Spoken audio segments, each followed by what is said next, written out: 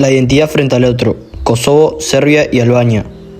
¿Por qué en algunos pueblos la identidad se fortalece odiando al que tienen al lado? En los Balcanes la historia se siente como una herida que no termina de cerrar. Serbia, Kosovo y Albania comparten siglos de historia de luchas de fronteras que cambiaron demasiadas veces. Los pueblos de esta región aprendieron a mirarse entre sí no solo como vecinos, sino muchas veces como enemigos. Emanuel Levinas decía que la identidad no se puede entender si pensamos que existimos solos. Necesitamos al otro para saber quiénes somos, pero cuando el otro se ve como una amenaza, esa relación se llena de miedo, odio y desconfianza. Así el nosotros se rompe y el yo se vuelve una trinchera. En los Balcanes, el fútbol, la política y la memoria se mezclan para mostrar cómo la identidad se juega día a día. Durante el siglo XX, Kosovo fue parte de Serbia dentro de la antigua Yugoslavia. Con el paso de los años, su población, en su mayoría albanesa y musulmana, comenzó a pedir más autonomía. Pero Serbia, profundamente cristiana ortodoxa, veía a Kosovo como su corazón histórico y religioso. En 1998, el conflicto estalló en una guerra que dejó miles de víctimas y desplazados. Según la enciclopedia británica, el conflicto de Kosovo se convirtió en el símbolo del nacionalismo serbio y del deseo albanés de independencia. Esta frase quiere decir que la guerra de Kosovo no solo fue por tierras, sino por identidad. Para los serbios, Kosovo era una parte muy importante de su historia y perderlo era como perder una parte de su país. Cada bando comenzó a definirse por oposición. Serbia decía, Kosovo es parte de nosotros. Kosovo respondía, somos distintos, queremos ser libres. Así, la identidad de cada pueblo se fortaleció rechazando al otro. El filósofo Jean-Paul Sartre, en El ser y la nada, escribió, cuando el otro me mira, me hace consciente de mí mismo. Esa mirada que puede dar sentido también puede volverse una cárcel. Sartre explicó que el otro puede hacerme sentir juzgado, observado, limitado. Por eso también dijo, el infierno son los otros. En los Balcanes, esa frase se hizo realidad.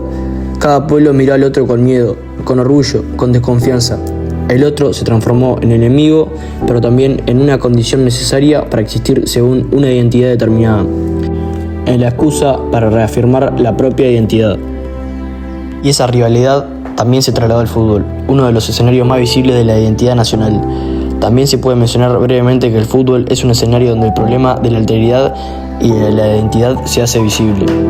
En los partidos entre Serbia y Albania, por ejemplo, las hinchadas muestran su orgullo nacional y sus diferencias históricas con banderas, cantos, símbolos que van más allá del deporte.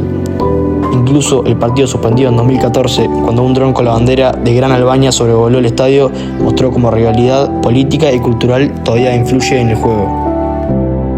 Así, el fútbol refleja la forma en que cada pueblo afirma quién es frente al otro, transformando la cancha en un espejo de su historia y su identidad.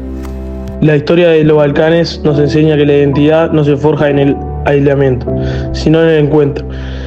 Sartre nos muestra el riesgo si vamos al otro como amenaza. El conflicto nunca termina. Levinas nos muestra la salida.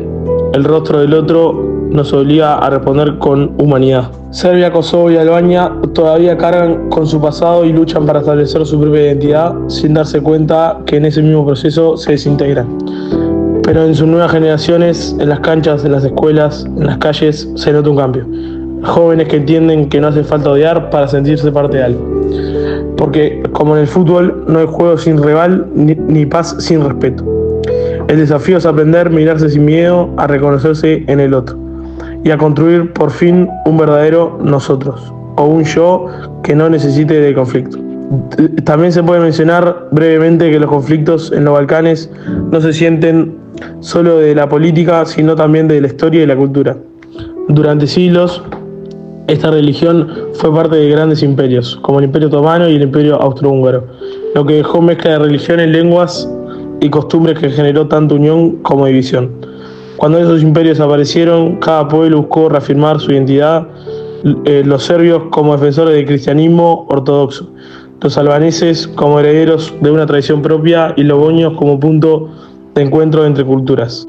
Un ejemplo claro fue la guerra de Bosnia en los años 90, donde la convivencia entre etnias distintas, serbios, croatas y bosnios musulmanes, se rompió y dio lugar a una de las guerras más duras de Europa moderna.